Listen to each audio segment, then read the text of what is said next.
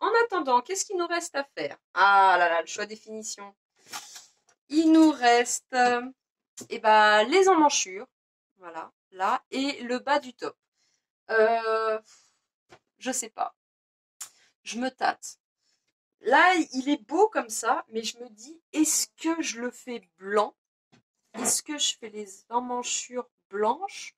Ou est-ce que je les fais de la même couleur? Je suis pas décidée. Je pense que je vais les faire blanches. Et le bas du top, je vais mettre une bande bordeaux ou blanche. Ah, je sais pas. Je vais voir ce que j'ai dans les chutes. Moi, c'est pas sérieux, mais les deux sont bien. Et quand j'hésite entre les deux, des fois, c'est la quantité de tissu qui me reste qui fait que, que je fais comme ci ou comme ça. Bon, je regarde ce que j'ai en bande et je reviens pour les bandes d'emmanchure. Bon, c'est décidé, je fais les bandes d'emmanchure blanches. Oui, bah ouais, bah le contraste, moi j'aime bien. Voilà, je suis faible avec le contraste. Je craque. Ok, pour faire les bandes d'emmanchure, on reste toujours sur une bande qui fait 3 cm de large. Ok, bah, de toute manière, c'est mes chutes de bande. Donc, on mesure son emmanchure. J'ai 29. Alors là, j'ai mesuré un côté d'emmanchure, mais il y a deux côtés. J'ai mesuré le dos, mais il y a le devant. Donc j'ai dit 29. Et bah 29 fois 2, ça fait 58. 58, alors attendez, parce qu'il y a la petite formule à faire. C'est 58 fois 0,80. Parce qu'on va tirer sur la bande d'emmanchure. Donc la bande d'emmanchure, il faut qu'elle soit plus petite. 58 fois 0. Mais pourquoi ça marche pas mon truc? Donc on reprend. J'ai bien coupé mes bandes à la bonne longueur. Donc je les ai coupées dans le sens de l'élasticité. Donc c'est le tour d'emmanchure fois 0,80 plus 2 cm. On prend sa bande et on la met endroit contre endroit. Voilà. Vous voyez, elle est plus petite. Et on va venir coudre les deux bouts au point zigzag ou au point droit, comme vous le sentez. De préférence, un fil de la même couleur que la bande. Ça évitera que ça se voit ou que ce soit pas trop raccord. Donc je prends le top endroit face à moi. Je coupe les fils. J'ai plein de petits fils sur les bandes. On va les couper, ce sera fait. Voilà, donc là j'ai mon emmanchure. Je viens prendre ma petite bande et je la plie envers contre envers. Ok, ça veut dire que là la couture qu'on a fait, on va la cacher. Enfin, elle va être repliée sur elle-même, on va pas la voir. Ce qui serait bien également, c'est de trouver le milieu de la bande. Voilà, donc quand on la plie en deux, là j'ai l'épingle, où il y a la couture, hein. Ça c'est mon repère. Au pire, on laisse pendouiller. Voilà, et on pique. Comme ça, on a également notre épaule. Alors, je prends ma bande et je viens placer la couture sous l'épaule, au niveau de ma bande blanche, moi. Ouais, moi, j'ai choisi blanc ici et du coup, la couture, elle est juste là. Hop. Donc, j'épingle endroit contre endroit. Les bords des tissus sont tous du même côté. Donc, le milieu de la bande, vous savez, là, quand je l'ai plié en deux, je vais le mettre au niveau de la couture d'épaule. Et je vais faire pareil pour l'autre bande. Bon, j'ai tout mis sous le pied presseur, j'ai retiré l'aiguille. Je suis à 0,5 du bord. Vous pouvez très bien la monter au point zigzag à la machine à coudre. Hein. Vous avez vu le top, on l'a pratiquement fait complètement à la machine à coudre. Donc, mais j'ai envie de me servir de surjeteuse. Hop, et on tire sur la bande. Juste sur la bande, pas sur l'emmanchure. Alors on tire mais léger, hein, sinon ça va faire des petits plis.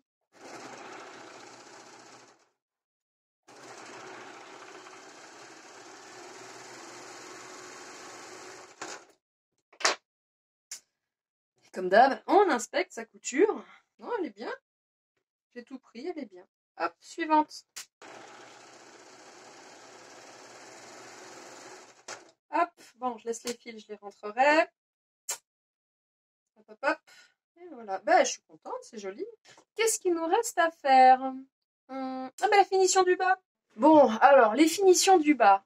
C'est toujours un peu pareil. Vous avez le choix entre plein de choses. Ça va dépendre de vos goûts, de comment vous voulez le porter.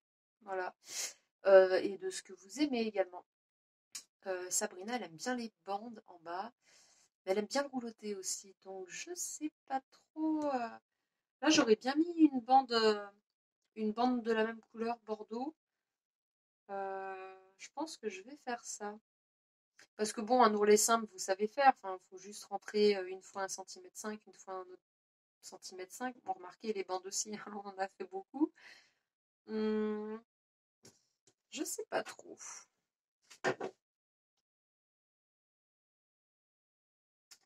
Ouais, une bande bordeaux.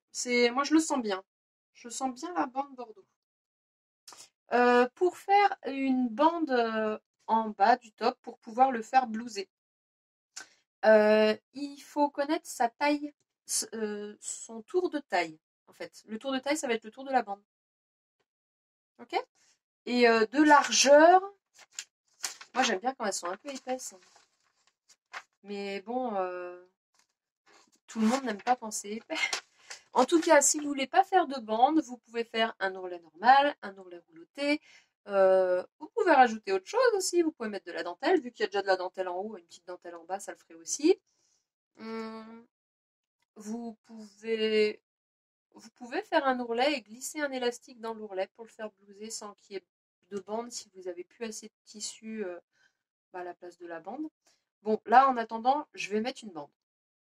J'ai coupé la bande du bas. Alors, donc c'est le tour de taille qu'il faut prendre.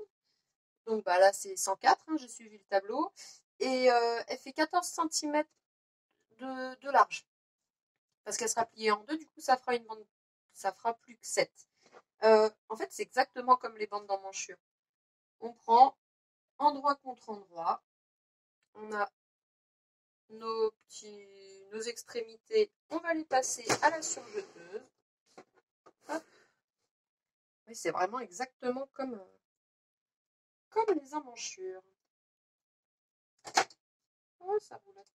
Voilà. Voilà.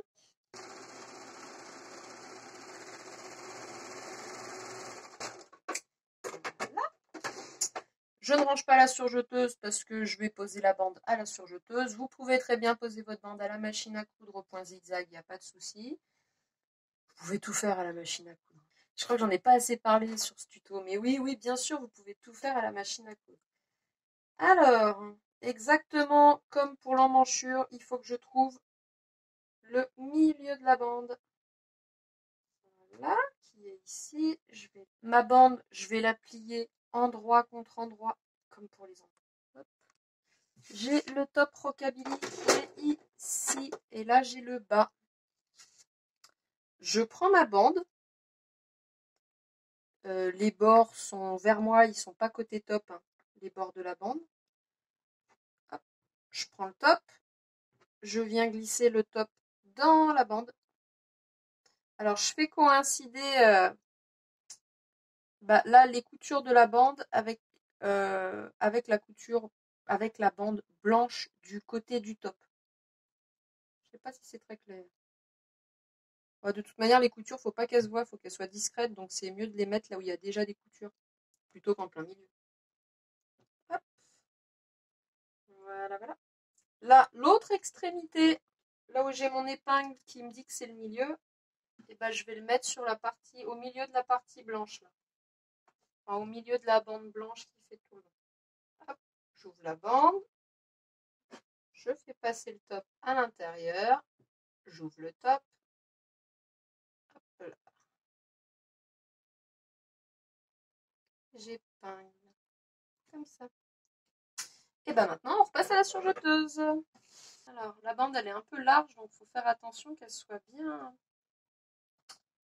bien envers contre envers et que les bords, ils soient bien bord à bord. Ce serait dommage de piquer et quand on vérifie sa couture, on se rend compte qu'on n'a pas tout piqué. Ça veut dire qu'il faut repasser un coup de surjeteuse. Ce serait pas terrible. Enfin, c'est pas grave de passer un coup sur jeteuse. Si on peut faire bien en une fois, c'est mieux.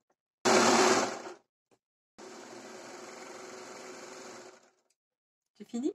Je le retourne et je vous montre? Non, mais en fait, je retourne et je vous montre pas tout de suite. Il faut d'abord que je vous montre comment ranger correctement, proprement les chaînettes de surjeteuse. Oui, je sais, il y en a qui l'ont déjà vu. Je sais, je radote. Mais il y en a, c'est peut-être leur premier tuto avec le tuto fil, donc je leur montre. Donc, vous avez votre chaînette. Comme dit plusieurs fois précédemment, avant, je faisais juste un nœud. Et un nœud au bord, et je me suis aperçue que finalement, le nœud, il tenait pas. Après plusieurs lavages, j'avais plein de petits fils Enfin, ouais, le nœud, ça faisait pas terrible. Donc, maintenant, je prends une aiguille. Elle est où la caméra? Je prends une aiguille à canevas. Elle a un bourron et elle a un gros chat.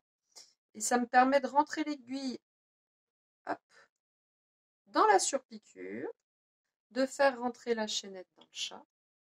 Ensuite, je tire. Vous avez vu, c'est venu tout seul pour une fois. Hop.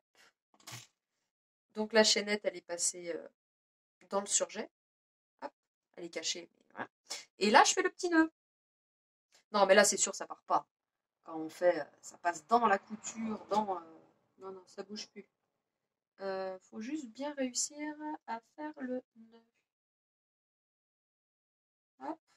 Et pour que le nœud il soit bien au bord, ben, je prends l'aiguille, je pique un peu, j'ai le nœud qui est au milieu et hop, ça me permet de guider le nœud en fait, de mettre l'aiguille au milieu.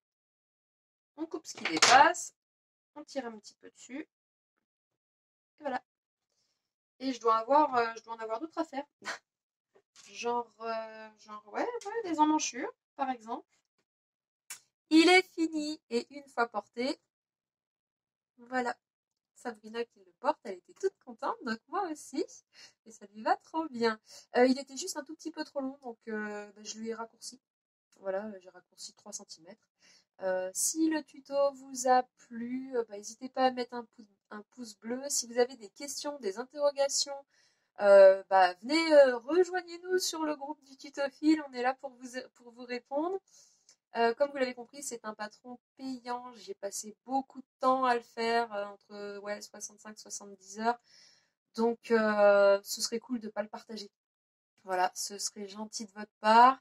Ça, ouais, franchement, ça m'ennuierait de le voir sur les groupes de patrons gratuits. Voilà, je le prendrais mal. Enfin bon. Et ben écoutez, je vous dis à très bientôt. Bonne soirée. Je vous embrasse bien fort et ciao ciao.